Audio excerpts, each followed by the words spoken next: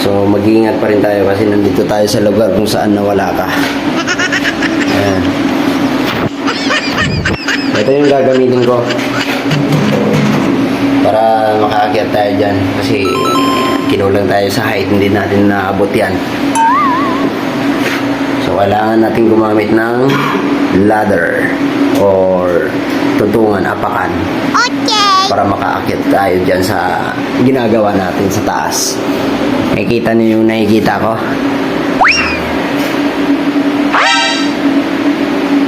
Yan ang gold. Gold ng site.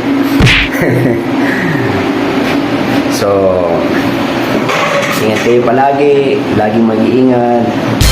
At God bless you all. Mabuhay kayong lahat. At huwag kalimutan laging makipag-engage. Huwag kang isnabar. Huwag kang feeling na 1 million followers. Maraming salamat po. Ingat.